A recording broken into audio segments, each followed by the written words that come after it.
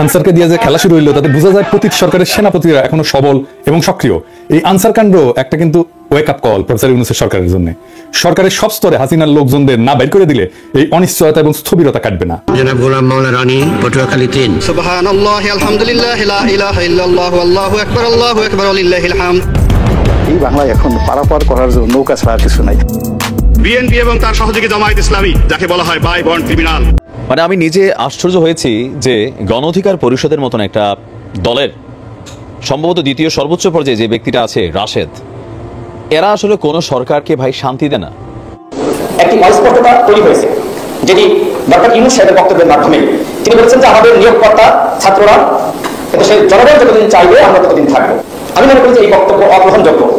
আসসালামু আলাইকুম দর্শক শ্রোতা, এখন আমি আপনাদের সাথে গুরুত্বপূর্ণ 3টি ভিডিও ফুটেজ শেয়ার করব। অবশ্যই মনোযোগ সহকারে আজকের ভিডিওটা শেষ পর্যন্ত দেখবেন। দয়া করে শেষ পর্যন্ত না দেখে বাজে মন্তব্য করবেন না। দর্শক, মূল ভিডিওতে যাবার আগে আপনার কাছে আমার ছোট একটি রিকোয়েস্ট, যদি আপনি চ্যানেলে নতুন দর্শক হয়ে থাকেন তাহলে অবশ্যই প্রত্যেক মুহূর্তের আপডেট পেতে আমার এই চ্যানেলটি সাবস্ক্রাইব করে রাখবেন। দর্শক চলেন আমরা তাহলে প্রথমে একটি ভিডিও ফুটেজ দেখে নেই। আনসারকে দিয়ে যে খেলা শুরু হইলো তাতে বোঝা যায় প্রতি সরকারের সেনাপতিরা এখনো সবল এবং সক্রিয়। এই আনসার কাণ্ড একটা কিন্তু ওয়েক আপ কল প্রফেসর ইউনূসের সরকারের জন্য। সরকারের সব স্তরে হাসিনার লোকজনদের না বের করে দিলে এই অনিশ্চয়তা এবং স্থবিরতা কাটবে না। আমি এটা ক্রমাগত বলে আসতেছি, সুপ্পু থেকে শুরু করে হাসিনার নিয়োগ দেওয়া ব্যক্তিদের বাইর করে না দেওয়ার ফল আমরা পাচ্ছি এবং পাইতে থাকবো। এর আগে শীর্ষ আদালতের মাধ্যমে কু করার চেষ্টা হয়েছিল, আগামীতে এই ধরনের চক্রান্ত চলতেই থাকবে। কেউ যদি মনে করে থাকেন পরাজিত ফ্যাসিস্টরা এবং তাদের প্রভু ভারত সবকিছু মেনে নিয়ে বসে থাকবে, তাহলে কিন্তু বোকার স্বর্গে বাস করিচ্ছেন। ওদের ফেলে যাওয়া জঞ্জালগুলো সমূলে সাফ করেন। ছাত্ররা আনসার কাণ্ড ব্যর্থ করে দিচ্ছে, কিন্তু ছাত্রদের দেখতে হবে কেন? পুলিশ আছে না, বিজিবি আছে না, আর্মি আছে না? ছাত্ররা কি ছাত্রলীগ না মাস্তান যে এরা এই শেষ পিটাবে সবাইকে আর সবাই ঠান্ডা থাকবে? এটা কোনো প্রসেস হইলো? আনসার অনেক আগে থেকে প্রস্তুতি নিতেছে, আমরা সবাই জানি। আর স্বরাষ্ট্র উপদেষ্টা লেজ মলতেছে বসে বসে। ওই যে দেখেন স্বরাষ্ট্র উপদেষ্টা মালদারে দেখেন কেমনে কথা কয়। 3 উপদেষ্টা এবং অন্যান্য যারা সহকর্মী সবার সাথে আলোচনা করে আমরা একটা সিদ্ধান্ত উপনীত হয়েছি, এখন থেকে রেস্ট প্রথা থাকবে না আনসারে। আর অন্যান্য যে যাদের দাবি দাওয়াগুলি আছে ওই জন্য একটা কমিটি করে দেওয়া হচ্ছে। এই কমিটি পর্যালোচনা করে আমাদের কাছে পাঠিয়ে এবং তা আমরা আন্তঃমন্ত্রণালয়ে বসে একটা সিদ্ধান্ত নেব। এইটি আপনাদের কাছে আপনার এই মেসেজটা সবাইকে পৌঁছায় দেন। রেস প্রথাটা একটু কি এটা একটু ব্যাখ্যা করলে ভালো হয়। রেস প্রথাটা হচ্ছে আমাদের নিয়ম নীতিমালা, নিয়োগ বিধিমালা অনুযায়ী ওনারা 3 বছর চাকরি করার পরে 6 মাস যাবত ওনারা রেস্টে থাকে। এরপরে ওনারা আবার অঙ্গীভূত হয় 6 মাস পরে। এই 6 মাস ওনাদের জীবন জীবিকাটা একটু দুর্দশার মধ্যে থাকে। সেই জন্য ওনাদের মূল সমস্যাটা ওই জায়গায়। এই জন্য আমরা সবাই মিলে একটা একমত পোষণ করি যে এই প্রথাটা যেন বাতিল করা হয়। নিয়োগ বিধিমালা থেকে সেটা আমরা কিভাবে বাতিল করা হবে সেই প্রক্রিয়াটার মাধ্যমে আমরা এটাকে রেগুলার জব হিসাবে কিভাবে করা যায় সেটা আমরা দেখেছেন কথা কিনতে পারে কাঁপিচ্ছে। হ্যাঁ, কাঁপিচ্ছে কেমন করে? আমি শিওর ডরাই প্যান্ট ভিজাই ফেলছে। এরা কোন আক্কেলে স্বরাষ্ট্র উপদেষ্টা বানাইছে? শোনা যায় এরা নাকি বিএনপির রিকমেন্ডেশনে করা হয়েছে। সত্য মিথ্যা জানি না। উই নাকি কেউ গেলেই তাকে কয় যান বিএনপি করেন, বিএনপি করেন, এটা নাকি কয় উই বিএনপির প্রতি কৃতজ্ঞতায়। যাই হোক, সত্য মিথ্যা তো জানি না। আবার অনেকে আমার কাছে উষ্মা প্রকাশ করেছে যে আমি কেন ওরে 111 কইছি। উই নাকি ররে ফাটায় ফেলবে একেবারে, কারণ বিডিআর বিদ্রোহ নিয়ে ইন্ডিয়ারে ধরবে, ও ঠাইসে ধরবে। আপনাদের কি মনে হয় ও ইন্ডিয়ার সামনে দাঁড়ানোর হিম্মত রাখে? সব অপদার্থ উপদেষ্টা নিয়ে চলতেছে। আর এক উপদেষ্টা তৌহিদ সাহেব, উনি মায়ের বাচ্চা হবে তাই ছুটি নিয়ে নাকি আমেরিকা গেছে। এটা রক্তাক্ত বিপ্লবের পরে এই হইতেছে উপদেষ্টার অবস্থা। সালেজন কইছে যে সমস্ত মামলা দেওয়া হইতেছে তার নাকি প্রথম পর্যায়ে পার হইতে পারবে না। তো এর দায় কার বলেন? আপনারাই বলেন। স্বরাষ্ট্র আইন উপদেষ্টার তো নাকি? যাই হোক, আসিফ নজরুল্লাহ এটা ব্যাখ্যা দিছে, কিন্তু এটা নিয়ে পরে আলাপ করবো। আজকে অন্য বিশাল প্রচুর আলাপ আছে, সেই জন্য আজকে এটা ধরিচ্ছি না। তো যে অভিযোগে মামলাগুলো দেওয়া হয়েছে তার বেশিরভাগ ক্ষেত্রে তো হাস্যকর। যেভাবে গ্রেপ্তার হচ্ছে অতি নাটকীয়, আর যেভাবে আদালতে তোলা হচ্ছে তার দায়িত্ব জ্ঞানহীন। আপনি যদি কোনো একজনকে অভিযুক্ত করে আদালতেই তোলেন, তারে মাইরা বিসি ফাটায় তো দিতে পারেন না, তাই না? আপনি শুরু করলেন ডিম মারা দিয়া, এটা মানা যায়। কিন্তু এখন আপনি এমন মাইর দিলেন যে বিসি ফাইটে যাবে। মাহমুদুর রহমানের উপরে কুষ্টিয়ার আদালত প্রাঙ্গণে হামলা আর কালামানিকের বিসি ফাটায় দেওয়া কোন ভাবে আলাদা? আসিফ নজরুল কইছে দুটো নাকি আলাদা। আলাদা না, দুটো একই জিনিস। অগ্রজ সাংবাদিক মাহমুদুর রহমান সাহেব, উনাকে আদালতে কি নির্মম ভাবে রক্তাক্ত করা হয়েছিল, তখন আপনারা সবাই কি প্রশংসা করেছিলেন? আপনাদের টিভিতে কি এই নিউজটা দেখাতে পেরেছিলেন? বিএনপির আইনজীবীরা এই কাজ করতেছেন কলে, এটা সবাই কইতেছে। নিজের বিবেককে প্রশ্ন করেন কাজটা ঠিক করতেছেন কিনা। মানিকের বিচি ফাটাইলে পাবলিকে খুশি হবে। আমার তো মনে হচ্ছে যে পাবলিক খুশি করার মিশনে নামিছেন উপদেষ্টারা। একজন গ্রেপ্তারকৃত অভিযুক্তকে যদি নিরাপত্তা দিতে না পারেন, তাহলে ক্যান্টনমেন্টের মধ্যে আদালত বসান। ক্যান্টনমেন্ট ছাড়া তো এখন আপনাদের কোনো গতি নাই। কিছু হইলে ক্যান্টনমেন্ট, কিছু হইলে আর্মি, তো যান ক্যান্টনমেন্টের মধ্যে যে আদালত বসান, ওইখানে নিরাপত্তা দিতে পারবেন। তো মানিকের উপরে হামলার জবাব কিন্তু প্রফেসর ইউনূসকেই দিতে হবে, আজ হোক কাল হোক, এক সময় দিতে হবে। বিএনপির আইনজীবীদের কেউ এই প্রশ্ন করবে না। প্রফেসর ইউনূসকে এমন একটা বিব্রতকর প্রশ্নের মুখে ঠেলে দেওয়া কার স্বার্থে, কার উপকার করবে? মনে রাখেন, উনি যে আছেন, এই জন্য ওয়েস্টকে আমাদের ব্যাপারে হোস্টাইল করতে পারতেছে না ইন্ডিয়া। উনারা আজাইরা বিব্রতকর পরিস্থিতিতে ফেলেন না, উনারা বিব্রতকর পরিস্থিতিতে ফেলবে ইন্ডিয়ান লেসপেন্সারেরা। আপনি যদি ইন্ডিয়ান লেসপেন্সারদের জন্য দেওয়া প্রভুপাদ উপাধি পাইতে চান, সেটা অবশ্য আলাদা কথা। প্রফেসর ইউনূসের ডিপেন্ড করলাম, এবার ওনার এটা ধরি না, কি কন আর ধরি। স্যার, আপনি যে জাউরার লগে দেখা করছেন, এই যে ইন্ডিয়ান হাই কমিশনার, আমি খুব মাইন্ড করেছি। আপনার কেউ নিশ্চয়ই বলে যে পিনাকি হুদাই মুখ খারাপ করে। হ্যাঁ, দেখেছেন কি টাইটেল করেছে, দেখেছেন পত্রিকার নিউজে দেখেছেন? হ্যাঁ, এই টাইটেল যদি সত্যি না হয়, তাহলে আপনার দপ্তর থেকে প্রতিবাদ পাঠাবেন। আর যদি সত্য হয়, তাহলে আপনাকে জবাব দিতে হবে কেন ইন্ডিয়ার কাছে আপনি সাহায্য চাইছেন। প্রণয় ভার্মার লগে আপনার দেখা করতে হবে কেন? সৌজন্য, হ্যাঁ, ওই যে কইছে সৌজন্য সাক্ষাৎ, তো ও সৌজন্য দেখাইছে আপনারে স্যার, কি কন? আপনার শপথ অনুষ্ঠানেও আসছিল, আসে নাই, ওই সৌজন্যটা দেখাই নাই। এই তো জাউরের সৌজন্য বোধ, তাই না? আপনি বলেন ছাত্ররা আপনার দায়িত্ব দিছে, তো ছাত্ররা কি ভারতের সাথে কুসুম কুসুম সম্পর্ক অনুমোদন করে না তো। তবে এই ছাত্রদের সম্পর্কে কিছু বলা দরকার একজন অগ্রজ হিসাবে, আর এই লড়াইয়ের একজন স্টেক হোল্ডার হিসেবে। আর প্রফেসর ইউনূসকে কিছু ইনসাইড স্টোরি সম্পর্কে বলা দরকার, তাইলে ওনার বক্তব্যগুলো আশা করি আরো নিখুঁত হবে। এই বিপ্লবটা স্যার ছাত্ররা শুধু একা করে নাই, ছাত্ররা লড়াই স্পিয়ার হেড ছিল, মানে যারা রাজনীতির ভাষায় বলে ভ্যানগার্ড, মানে কমিউনিস্টরা কয় আর কি ভ্যানগার্ড, বর্ষার ফলার মতো আর কি। বর্ষার ফলা কিন্তু একা কিছু না, এটা অকার্যকর অস্ত্র বা সামান্য কার্যকর অস্ত্র। আর পিসের লাঠিটাও একা কিছু না, সামান্য কার্যকর অস্ত্র, কিন্তু দুইটা একসাথে এটা কার্যকর অস্ত্র হইয়া উঠছে। তো বর্ষার ফলাটা হইতেছে ছাত্ররা, আর জনতা হইতেছে পিসের লাঠিটা। ছাত্রদের সাথে জনতাও নামছিল, ব্যাপকভাবে নামছিল। শুধু বিশ্ববিদ্যালয়ের ছাত্র না, মাদ্রাসা ছাত্রও নামছিল, শহীদ হয়েছে কাতারে কাতারে। কে নামে নাই? রিকশাওয়ালা, গার্মেন্টস ওয়ার্কার, জামাত, বিএনপি, হেফাজতের কর্মীরা, আবু সাইদকে শিবিরের সাথী। তো গত 15 বছর ধরে যারা লড়াই করছে, তাদের রক্ত অশ্রু কান্নার উপরে দাঁড়ায় আছে এই লড়াই। এই লড়াই দাঁড়ায় নাই, এই লড়াইকে আকাশ থেকে পড়ছে, হঠাৎ করে বিজয় আসছে। আবু সাইদ যে বুক চিতায় দাঁড়াইছে, এই দাঁড়ানোটা প্রথম কে দাঁড়াইছে বাংলাদেশে? দেখেন তো এই ছবিটা, গার্ডিয়ানে ছাপা হয়েছিল, বিএনপি কর্মী। তারা এইভাবে অসংখ্যবার দাঁড়াইছে। মুক্তিযুদ্ধে যেভাবে আওয়ামী লীগ কুক্ষিগত করেছিল, জনতার বিজয়কে আওয়ামী বিজয় রিডিউস করছিল, সে একই কাজ কইরেন না। আওয়ামী ন্যারেটিভের পরাজয় তো দেখলেন, এবার আপনাদের এই ন্যারেটিভও কিন্তু পরাজিত হবে যদি এটারে ছাত্রদের লড়াই হিসাবে শুধুমাত্র প্রতীয়মান করেন। 5 তারিখে আর্মি গুলি চালায় নাই, চালাইতে পারত। চালাইলে কি হইতো, প্ল্যান কি ছিল? প্রফেসর ইউনূসকে জিজ্ঞেস করেন। আমি ওনারে একটা কাজ করতে রিকোয়েস্ট করছিলাম, স্যার তো জানেন আপনি, যাতে আর্মির গুলি করা ঠেকানো যায়। উনি কাজটা করছিলেন, আপনাকে ধন্যবাদ। ওনার কাজটা সূত্র ধইরা আমার একজন বড় ভাই যিনি জাতিসংঘে কাজ করতেন, তিনি জাতিসংঘে কিছু গুরুত্বপূর্ণ ভূমিকা রাখছিলেন। জাতিসংঘের মহাসচিবের ক্ষেত্রে একটা ক্রুশিয়াল ভূমিকা ছিল। আমি প্রফেসর ইউনূসকে জানাইছিলাম যে এত কিছুর পরেও যদি আর্মি গুলি করে, তাইলে প্ল্যান বি কি?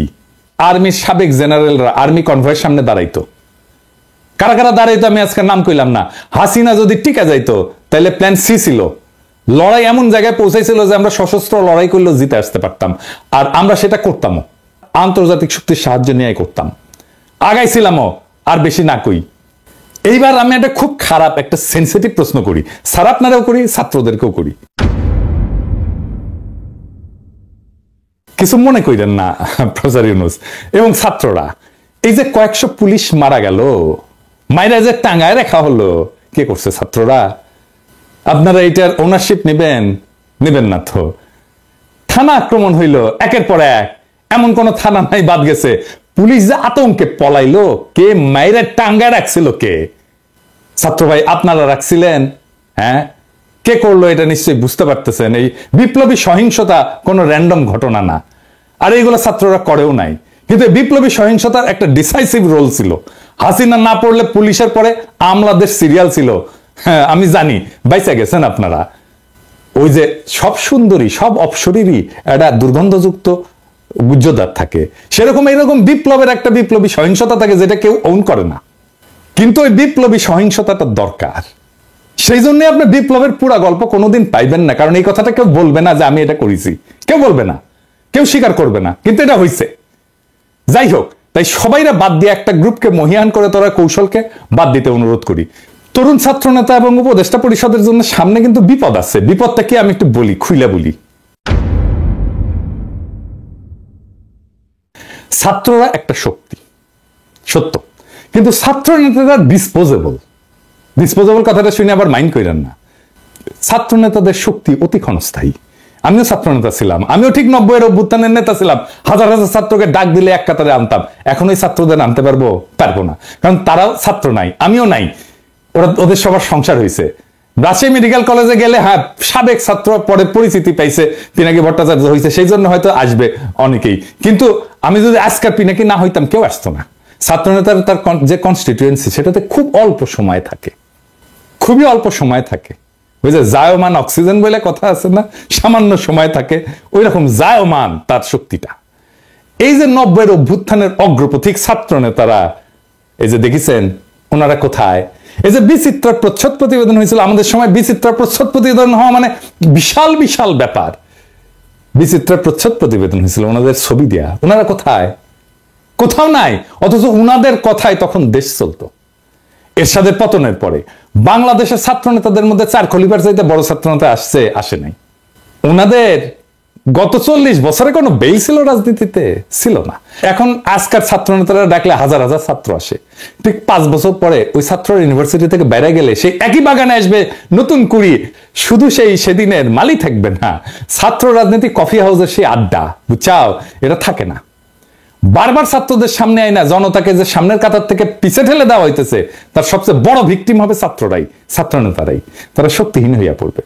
রাজপথে ছাত্র জনতার বিপ্লবী ঐক্য হাসিনাকে পরাস্ত করছে। শুধু ছাত্ররা করে নাই। ক্ষমতা জিনিসটাকে আজকের ক্ষমতাবানদেরকে বুঝতে হবে খুব খেয়াল করে, কারণ এটা না বুঝলে আপনি ক্ষমতাকে ম্যানেজ করতে পারবেন না। কারণ ক্ষমতা খুব ডেঞ্জারাস জিনিস। আমি আপনাদেরকে বিপ্লবের একটা এক্সাম্পল দিয়ে দেখাই। ক্ষমতা কিভাবে বিপ্লবকে ধ্বংস করে দিতে পারে। রুশ বিপ্লব টেকেছিল, টেকে নাই। এত বড় সফল বিপ্লব টেকে নাই কেন জানেন? কারণ লেনিন নিজে ক্ষমতাকে কিভাবে ডিল করবেন, জনতার সাথে কিভাবে পুনঃসম্পর্ক স্থাপন করবেন, জনতাকে দিয়ে কিভাবে বিপ্লবকে ওন করাবেন, সেটা বুঝতে পারে নাই লেনিনের মতো প্রখর রাজনৈতিক মেধার লোক। ক্ষমতা এসে বিপুলভাবে অজনপ্রিয় হয়েছেন লেনিন আর তার নিজের দল মাত্র কয়েক মাসের মধ্যে। এটার সাথে বাংলাদেশের অগস্ট বিপ্লবের মিলটা ধরাই দেব, মজা পেবেন। রাশিয়া বিপ্লব হইল, লেনিন ক্ষমতা নিলেন, তারপর একটা নির্বাচন দিলেন কয়েক মাসের মধ্যে এবং গোহারা হারলেন। বিরোধী দল পেল 40% ভোট আর সে পেল মাত্র 25% ভোট। তারপর পার্লামেন্টে রেড আর্মি পাঠায় ওদেরকে পার্লামেন্ট ছাড়া করলেন। এটা হচ্ছে লেনিনের কেরামতি। সফল বিপ্লব করলো যেই দল ক্ষমতায়, তারপরে গোহারা হারলো। আর ওই হারার পরেই Soviet union one party state হয়ে ওঠে ধীরে ধীরে। দীর্ঘমেয়াদে শুধু বিপ্লব না, একটা প্রসপারাস নেশনকে পিছায় দেওয়া হয় বহু বছর, আজকে পর্যন্ত মাথা তুলে দাঁড়াইতে পারেনি। আর একটা এক্সাম্পল দিই, শপথ নেওয়ার আগে মোস্ট প্রমিনেন্ট আর পপুলার ছাত্র নেতা কারা ছিল? আসিফ আর নাহিদ, তাই না? এখন মোস্ট প্রমিনেন্ট আর পপুলার ছাত্র নেতা কে? সার্জিস আর আফনাজ আব্দুল্লাহ। কেন বুঝলেন তো? কারণ ওটা ক্ষমতার বাইরে। ক্ষমতা জনগণের সাথে নেতার দূরত্ব তৈরি করে। সব সময় ক্ষমতাবানকে জনগণ পছন্দ করে না, ক্ষমতা জনগণকে দূরে সরায় দেয়। লেনিনের মতো প্রখর রাজনৈতিক মেধা এই ক্ষমতাকে ম্যানেজ করতে পারে নাই। দুইটা দেশ পারছিল কিন্তু বিপ্লবের পরে ক্ষমতা আর জনতার মধ্যে মেলবন্ধন করতে, কিউবা আর ইরান। সেই জন্য এই দুই দেশে এখনো বিপ্লব টিকে আছে। আর এই অরাজনৈতিক এনজিও দুর্বল বুইরাদের ক্যাবিনেট পারলে ভালো, কিন্তু প্রফেসর ইউনূস তো খমিনেও না লেনিনও না। এখনই প্রফেসর ইউনূসের সরকারকে অনেকে এনজিওগ্রাম সরকার বলে। ওই যে হার্টের এনজিওগ্রাম না, ওই এনজিও মানে নন গভর্নমেন্ট অর্গানাইজেশন, আর গ্রামীণের গ্রাম মিলে এনজিওগ্রাম সরকার। হ্যাঁ বুঝছেন স্যার, আপনার সরকারকে এনজিওগ্রাম সরকার বলে। বুড়াদের লাগে এনজিওগ্রাম। এটা নতুন তরুণ বাংলাদেশ করতে পারবে না। আপনার ক্যাবিনেটে 2জন তরুণ ছাত্রকে নিয়েছেন, আমি প্রথম দিন এটা অ্যাপ্রিসিয়েট করছি, বলছি যে এটা ভালো কাজ হয়েছে। আপনি সবাই নেন তরুণ, সবাই সব উপদেষ্টারা তরুণ নেন, এই যে ছাত্রদের নেন, কোনো অসুবিধা নাই তো, আমরা সাপোর্ট করব, ওরা খুব ভালো পারবে চালাইতে। এর আগে ব্রিগেডিয়ার স্বাগত কইছিলেন না আওয়ামী লীগকে দল গুছাইতে, আজকে আসিফ নজরুল পিছে মুজিবের ছবি নিয়ে কইলেন আওয়ামী লীগ ঐতিহ্যবাহী দল, তার সংগঠন করার অধিকার আছে। ব্যক্তিগতভাবে আমি মনে করি কোন রাজনৈতিক দলকে নিষিদ্ধ করার পক্ষে আমি না। আওয়ামী লীগ বাংলাদেশের স্বাধীনতা সংগ্রামে নেতৃত্ব প্রদানকারী দল, বিভিন্ন গণতান্ত্রিক সংগ্রামে এই দলটার অবদান ছিল। গত 15 বছর তারা যা করেছে সেটা তাদের ঐতিহ্যের সাথে যায় না। মানে বুঝছেন তো, এই এনজিওগ্রাম সরকারের কাম হইতেছে আওয়ামী লীগকে সাফসুতরা কইরা আবার মানুষের সামনে পরিবেশন করা। আসিফ নজরুলকে জিজ্ঞেস করেন, জার্মানিতে হিটলারের দল কি রাজনীতি করতে পারে? আওয়ামী লীগ কি ফ্যাসিস্ট দল না? আসিফ নজরুলকে জবাব দিতে হবে যে হ্যাঁ বা না বলতে হবে, জয়তে বললে চলবে না, যদি কিন্তু ইত্যাদি ইত্যাদি বললে চলবে না। কোন অথরিটিতে আসিফ নজরুল বলে যে আওয়ামী লীগের রাজনীতি করার অধিকার আছে? শেখ মুজিবের ছবি ভাস্কর্য যেই জনতা ভাঙ্গে ফেলা বিপ্লবের বিজয় ঘোষণা করেছিল, সেই নিন্দিত স্বৈরাচার ফ্যাসিস্ট হাসিনার পলিটিক্যাল আইকন মুজিবের ছবি পিছনে লাগায় যে উপদেষ্টাগিরি করতেছেন, এইটা কি জনগণের অনুমোদন নিয়ে লাগাইছেন পিছে? জনগণ তো এটা ভাঙছে, আপনি পিছে লাগায় রাখছেন কেন, টেঙে রাখছেন কেন? আর একটা বিষয় একটু আলাপ করে নিই, আমাদের মিডিয়ার কিছু রেসপন্সিবিলিটি নিয়ে। সরকার গুমের শিকার ব্যক্তিদের সন্ধানে 5 সদস্যের কমিটি করছে, এর মধ্যে সাজ্জাদ হোসেন একজন। তো মানবাধিকার কর্মী, এনটিভি একটা নিউজ করেছে এটা নিয়ে, এই যে দেখেন, হ্যাঁ ওইখানে ছবি দিছে এই মালের, সাজ্জাদ হোসেনের বলে এই ছবিটা হইতেছে সুয়েটার প্রাক্তন ছাত্রলীগের প্রাক্তন সাধারণ সম্পাদক, গত 15 বছরের স্বৈরাচারের সুবিধাভোগী। তো আপনি সাজ্জাদ হোসেনকে চিনেন না? সে একজন মানবাধিকার কর্মী, আমাদের কলিগ তো, আমাদের সহকর্মী তো, তার সাথে কাজ করেছি তো। আপনি সে একজনের জায়গায় আরেকজনের ছবি দিয়ে দিবেন আর হাউকাও লেগে যাবে বিভিন্ন জায়গায়। আমার কাছে কতজন পাঠাইছে, এই যে দেখেন এই লোক গুমের ইয়ে হয়েছে। আরে না রে ভাই, এই লোক তো হয় নাই। হুদাই আপনি কি সাংবাদিক নিয়ে রাখছেন এনটিভিতে এই সমস্ত আউল ফাউল? এডিটর সাহেব দেখান তো এনটিভির নিউজটা দেখান, আর ছবিটা দেখান, আর ওই দেখায় দেন যে এটা কার সাথে মিল আছে, কার ছবি ব্যবহার করেছে দেখায় দেন। এই কাজ করেন না। যাই হোক, আর এটা ইস্যু নিয়ে প্রফেসর ইউনূসের আমি নজর কামনা করছি। আসেন এটা আলাপ করি। হাজার হাজার আহত জনতা ছাত্র কাতরাইতেছেন। আপনি বলছিলেন না এদের চিকিৎসা ব্যবস্থা করবেন, আর তালিকা করতে পারলেন না আহত নিহতদের। আপনার উপদেষ্টাদের তো জানাই নাই কেমনে দেশ চলে, কিভাবে দেশটা ফাংশন করে, কয় হাজার আহত, 10,000 20,000, তালিকা করতে পারেন না এতদিনে। একটা হসপিটালে তো গেছে সে, তাই না? যে কোনো হসপিটালে যে কোনো আহত রোগীর একটা আলাদা ডেটাবেস থাকে, ওটা পুলিশ কেস বলে, এটা লাল সিল দেওয়া থাকে, ইনকা করে ঠাকাস করে মেরা দেয়। তো এই পুলিশ কেসগুলোর তথ্য নিয়ে রোড ট্রাফিক অ্যাক্সিডেন্ট, সাপে কাটা আর বিষ খাওয়া, এই 3 ধরনের রোগী যদি বাদ দেন 18 জুলাই থেকে 5 আগস্টের, তাহলে আহতদের পূর্ণাঙ্গ তালিকা পেয়ে যাবেন। ওখানে ঠিকানাও থাকে, ফোন নাম্বারও থাকে। 1 সপ্তাহের কাজ, আর একটু ভ্যালিডেট করে 1 সপ্তাহ, ম্যাক্সিমাম 1 সপ্তাহের কাজ। দেশ কেমনে চলে এটা জানেই না, এইগুলারে আপনি উপদেশটা বানাইছেন তো বানাইছেন, বানান ছাত্রদের বানাইতেন, সবগুলোই ছাত্র নিতেন, খুব ভালো কাজ করবে। আমি প্রথমে 2 জন ছাত্র বানাইছিলেন উপদেশটা, আমি কইছিলাম এটা ভালো কাজ করেছেন, আর সবগুলোরে নিতেন ছাত্র, কোনো সমস্যা ছিল না তো।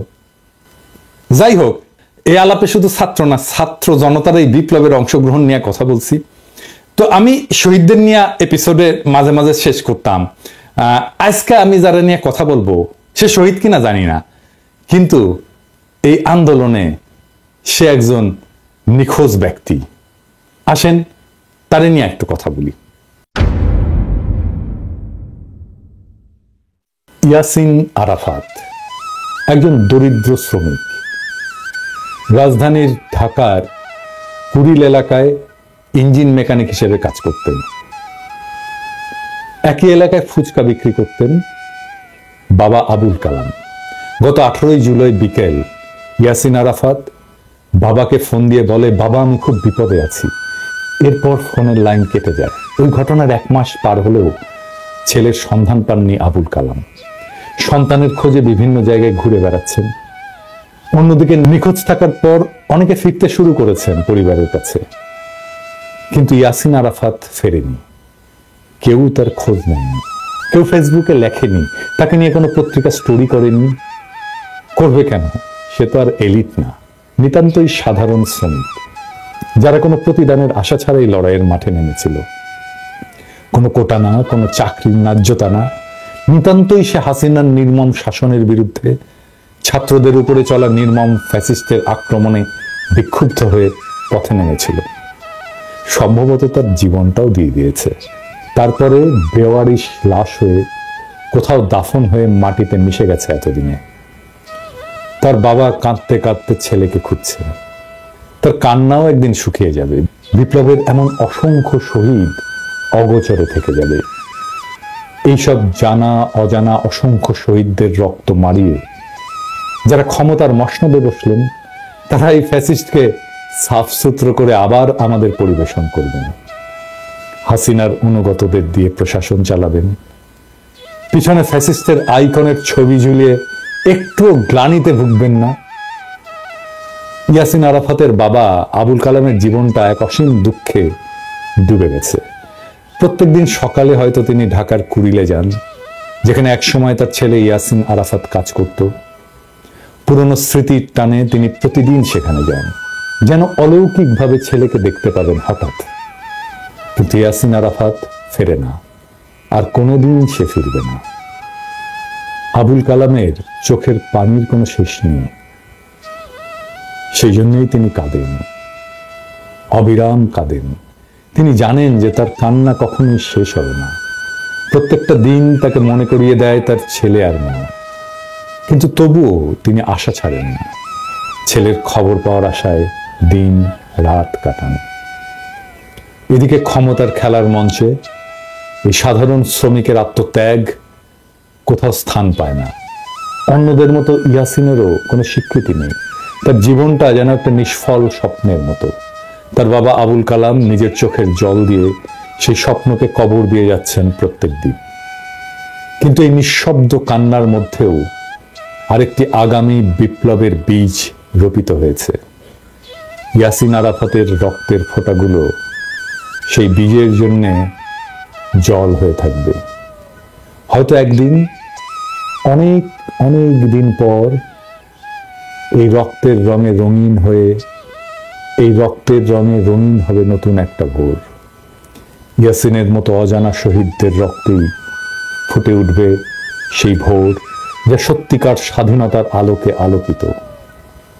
ততদিন পর্যন্ত আবুল কালামের চোখে থাকা আশা হয়তো ম্লান হবে না, কারণ তার ছেলের আত্মত্যাগ সেই দিনের বিপ্লবীরা ঠিকই স্মরণ করবে। যে বিপ্লব এক এলিটের হাত থেকে আর এক এলিটের হাতে ক্ষমতা হস্তান্তর করবে না। এভাবেই অগণিত শহীদের আত্মত্যাগ একদিন ইতিহাসের পাতা জুড়ে লেখা হবে। আর তখনই হয়তো আবুল কালামের চোখের জল একটু থামবে এবং তিনি জানবেন যে তার ছেলে কোনো অচেনা ইতিহাসে হারিয়ে যায়নি, বরং সেই ইতিহাসের অংশ হয়ে বেঁচে আছে। ইনকিলাব জিন্দাবাদ। দর্শক শ্রোতা, চলেন তাহলে আমরা দ্বিতীয় ভিডিও ফুটেজটা দেখে নেই। জনাব গোলাম মাওলা রানী, পটুয়াখালী ৩। সুবহানাল্লাহি আলহামদুলিল্লাহি লা ইলাহা ইল্লাল্লাহু আল্লাহু আকবার ওয়ালিল্লাহিল হামদ। এই বাংলায় এখন পারাপার করার জন্য নৌকা ছাড়া আর কিছু নাই। বিএনপি এবং তার সহযোগী জামায়াত ইসলামী, যাকে বলা হয় বাই বর্ন ক্রিমিনাল। আগামী 100 বছর বিএনপি টিকে গেল। জামাত আসলে একটা আদর্শ ভিত্তিক রাজনীতি করে। ডক্টর ইউনূস রয়েছে বর্ণাঢ্য ইতিহাস। Doctor Yunus in the field of politics, he is just infant, নবজাতক শিশু। শেখ হাসিনাকে ক্ষমতায় বসানোর জন্য যা করা দরকার সবকিছু করতে হবে এবং দরকার হলে বাংলাদেশকে সিকিম বানিয়ে ফেলতে হবে। তোমরা যতক্ষণ পর্যন্ত তোমাদের চিন্তা চেতনায় কর্মে আমার রাসূলকে অনুসরণ করতে না পারবে, ততক্ষণ পর্যন্ত তোমরা মুমিন হতে পারবে না, মুসলমান হতে পারবে না। ময়লানা গোলাম ময়লা আবর্জনা রনি বাংলাদেশের রাজনীতিতে এক মারাত্মক বেসম্ভব জিনিস।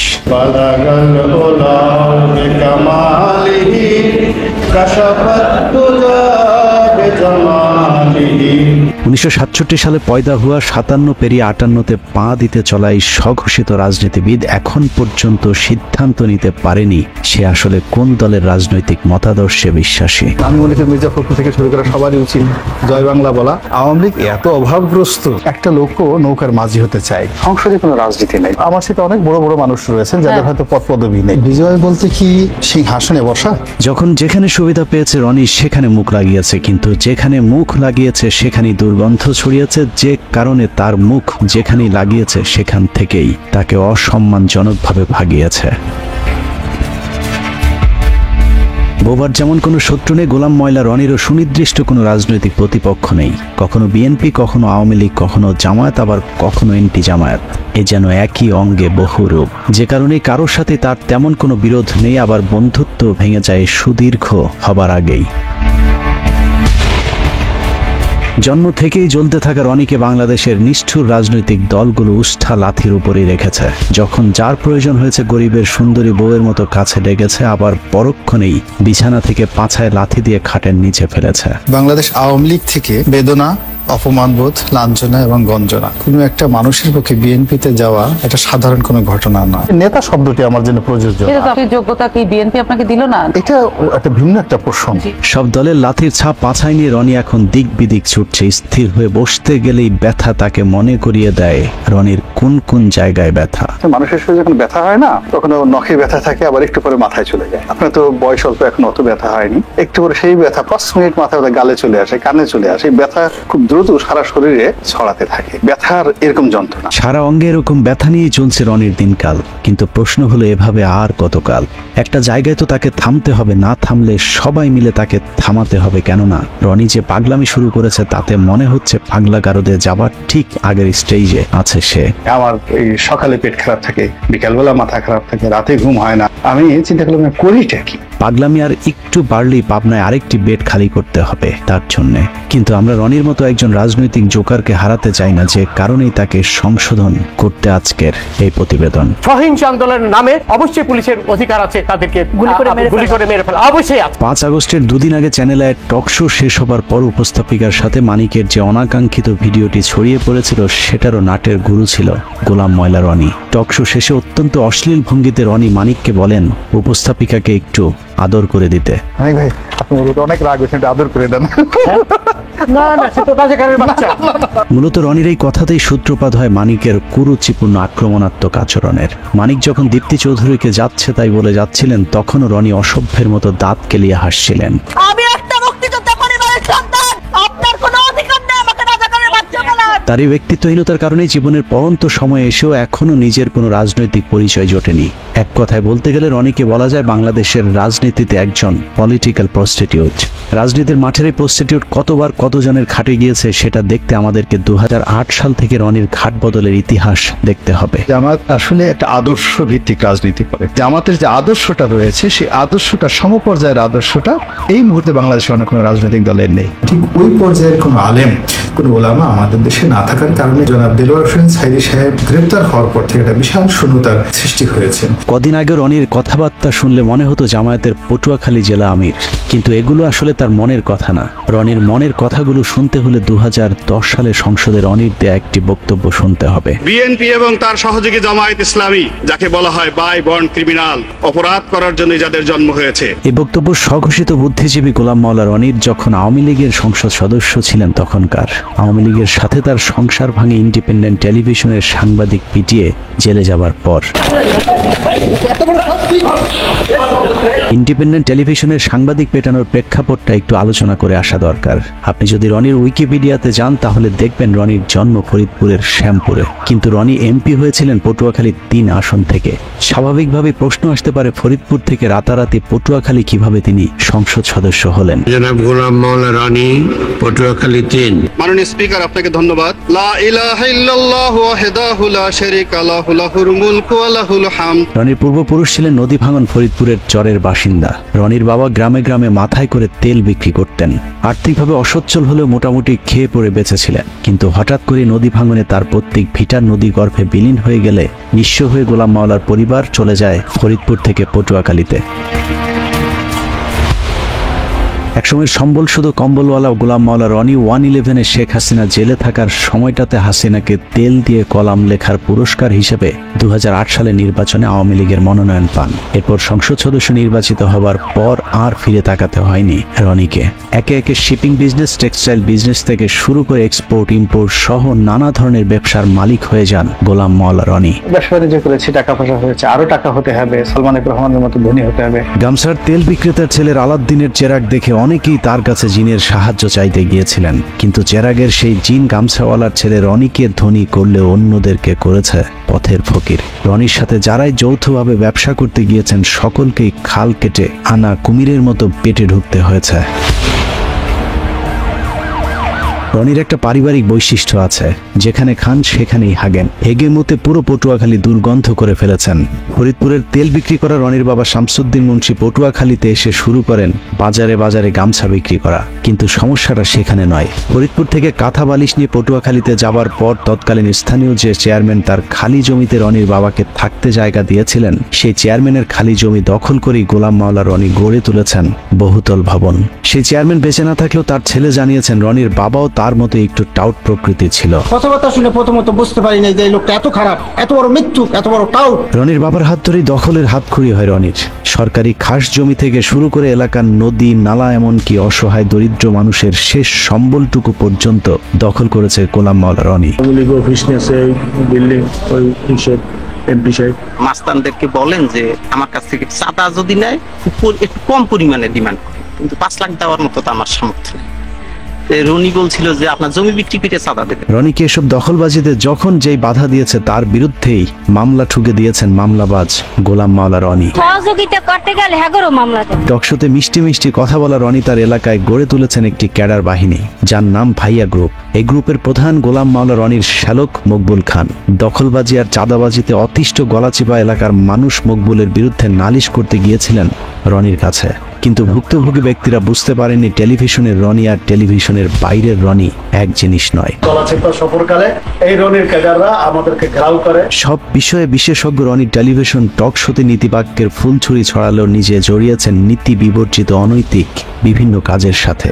মামলা দখল আর চাঁদাবাজি করে তেল বিক্রেতার ছেলে এখন শত শত কোটি টাকার মালিক।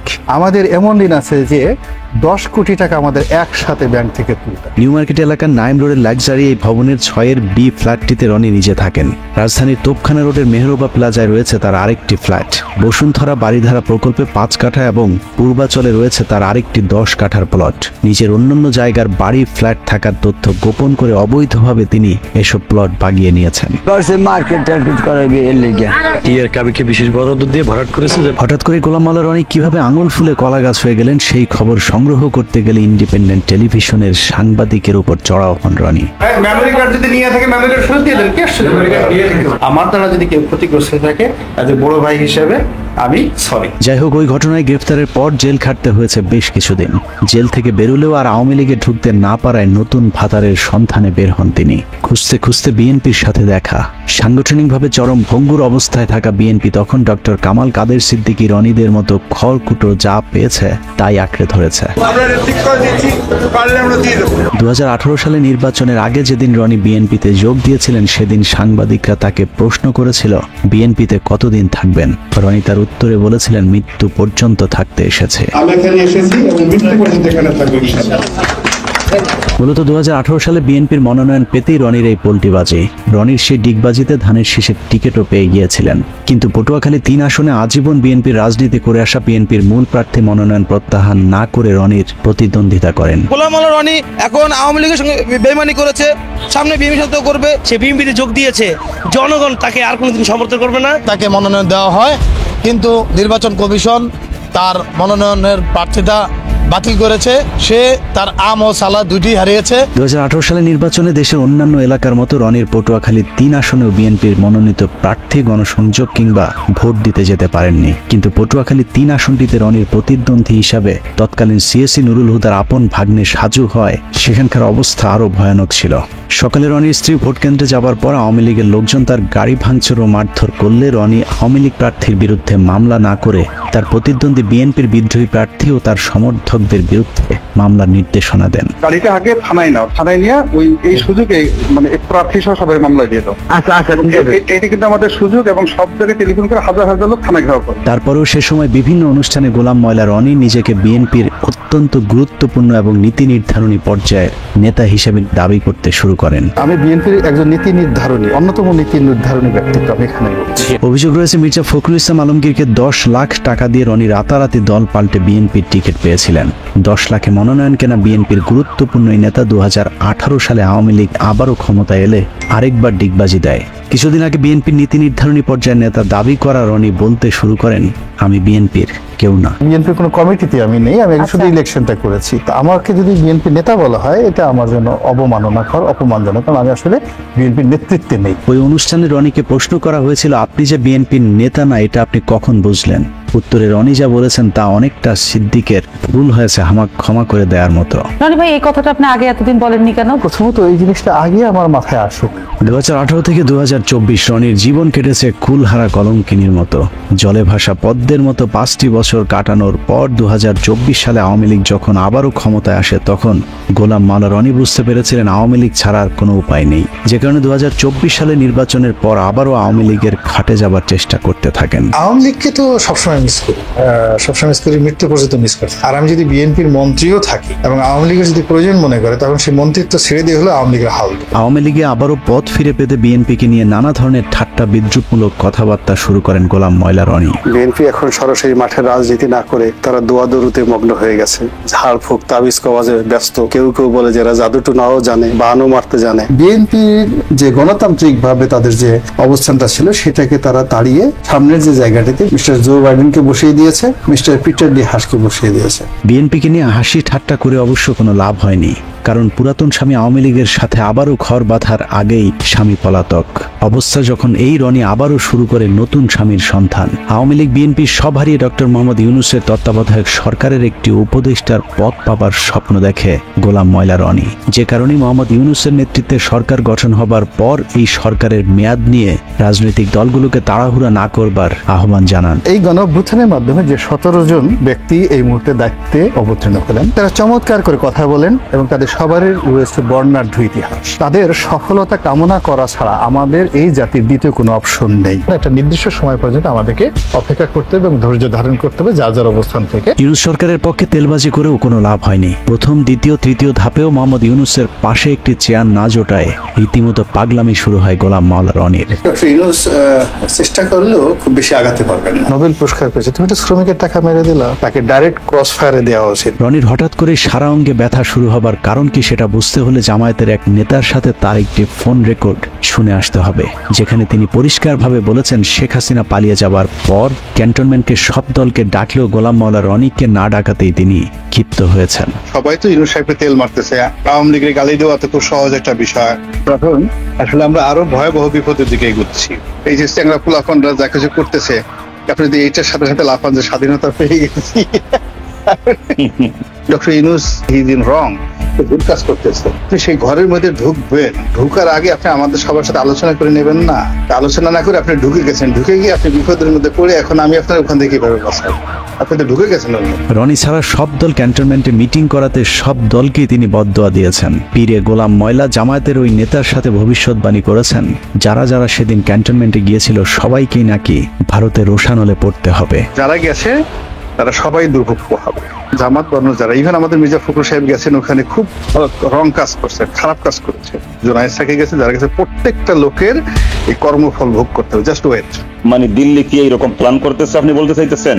জি, এটা সেই প্ল্যান অনুযায়ী সবকিছু। কারণ আপনি একটা কাজ করেছেন, সেই কাজের তো ফল আপনাকে ভোগ করতেই হবে। পরিস্থিতি যা দাঁড়িয়েছে, যে কোনো সময় 999-এ কল করে রনিকে পাবনার গাড়িতে উঠিয়ে দিতে হবে। Doctor Yunus is a famous and eminent economist, কিন্তু in the field of politics he is just infant, নবজাতক শিশু। 3 মাসও টিকতে পারবেন না। নিজের ফেসবুক, ইউটিউব থেকে শুরু করে টেলিভিশন টক শো সবখানেই যেন রনির টার্গেটে পরিণত হয়েছে ডক্টর মোহাম্মদ ইউনূস। মুখরোচকর টাইটেল, থাম্বনেল আর নানা ধরনের ব্যাখ্যা বিশ্লেষণের মধ্য দিয়ে ডক্টর মোহাম্মদ ইউনূসকে বিতর্কিত করবার জন্য যেন রীতিমতো ন্যাংটা হয়ে রাস্তায় নেমেছেন গোলাম ময়লা রনি। 11 সেই সময়টিতে মঈনুদ্দিন ফখরুদ্দিনের উপরেও ছিলেন ডক্টর মোহাম্মদ ইউনূস। তাতে 11-এর একটা লেটেস্ট ভার্সন, এটাকে আপনি ডিজিটাল ভার্সন বলতে পারেন। একটি সূত্র জানিয়েছে, বাংলাদেশের রাজনীতির হিরো আলমের update version Alam pro max Golam ময়লা রনির সাথে আওয়ামী লীগের একটি সমঝোতা হয়েছে। রনিকে যেহেতু জামায়াত, বিএনপি, ডক্টর ইউনূস কেউই পাত্তা দিচ্ছে না, সে কারণে তিনি এখন আওয়ামী লীগের সাথে হাত মিলিয়ে সূক্ষ্ম ষড়যন্ত্রে লিপ্ত হয়েছেন। এরই মধ্যে শেখ হাসিনা সম্পর্কে গুণগান শুরু করেছে রনি। সামনে হয়তো প্রকাশ্যে আরো গুণগান শোনা যেতে পারে। চীনের এবং আমেরিকার চক্রান্তে বাংলাদেশে শেখ হাসিনাকে যেভাবে বাংলাদেশ থেকে তাড়ানো হয়েছে, এটি নির্মম, এটি অন্যায়, এটি অসাংবিধানিক। বাংলাদেশে একটা উগ্র জঙ্গিবাদ তৈরি হয়েছে। এই জঙ্গিবাদের চক্রান্তে শেখ হাসিনা ক্ষমতাচ্যুত হয়েছে। তো কাজেই শেখ হাসিনাকে আবার ক্ষমতায় বসাতে হবে, প্রয়োজনে বাংলাদেশে ভারতীয় শূন্য সমাবেশ ঘটাতে হবে, শেখ হাসিনাকে ক্ষমতায় বসানোর জন্য যা করা দরকার সবকিছু করতে হবে এবং দরকার হলে বাংলাদেশকে অধিকার করতে হবে, কাশ্মীর বানিয়ে ফেলতে হবে, সিকিম বানিয়ে ফেলতে হবে। এছাড়া সুযোগ সন্ধানী রনির আসলে আওয়ামী লীগের কাছে ফিরে যাওয়া ছাড়া আর কোনো উপায়ও নেই, কারণ গোলাম মাওলা রনি বাংলাদেশে নিযুক্ত যুক্তরাষ্ট্রের রাষ্ট্রদূত ড্যান মোজেনার সময়ের একটি ঘটনায় আমেরিকার কালো তালিকাভুক্ত হয়ে আছেন, যে কারণে তিনি পশ্চিমা কোনো দেশের ভিসাও পান না। অতএব তার সামনে এখন আওয়ামী লীগ এবং ভারতের দালালি করা ছাড়া আর কোনো দরজা খোলা নেই। নাগরিকদের মধ্যে একটা বিক্ষোভ তৈরি হয়ে যাচ্ছে এই বাংলাদেশের বর্তমান রেজিমের বিরুদ্ধে, বিএনপির বিরুদ্ধে, জামাতের বিরুদ্ধে, ডক্টর ইউনূসের বিরুদ্ধে। আগামী ৩-৪ মাস যদি এভাবে তারা চলতে পারে, তাহলে শেখ হাসিনাকে কেন্দ্র করে ভারতে যে ইতিবাচক একটি জনমত তৈরি হচ্ছে, সেই জনমতের যে ধাক্কাটা কিন্তু বাংলাদেশেও আসবে।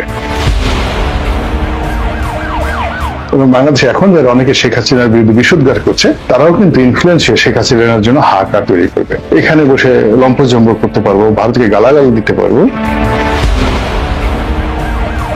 কিন্তু সত্যিকার অর্থে ভারতের যে কোনো আগ্রাসন, সেটা অর্থনৈতিক আগ্রাসন, সামরিক আগ্রাসন, কূটনৈতিক আগ্রাসন, সেটি মোকাবেলা করার মতো অবস্থা আমাদের কিন্তু এখনো হয়নি।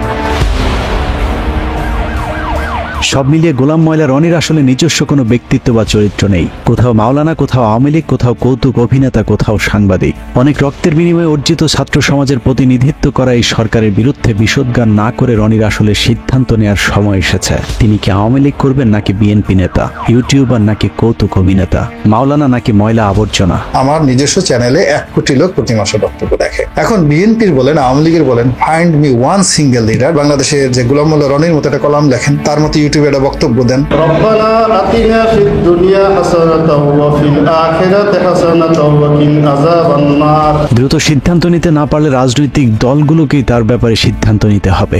সুস্থ রাজনীতির স্বার্থে গোলাম ময়লা রনির মতো ময়লা যত দ্রুত পরিষ্কার করা যাবে, তত দ্রুতই দেশের রাজনীতি আবর্জনা মুক্ত হবে।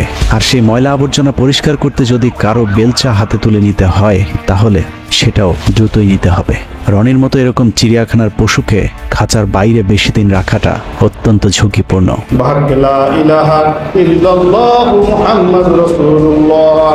দর্শক শ্রোতা, চলেন আমরা তাহলে আজকের শেষ ভিডিওটা দেখে নেই।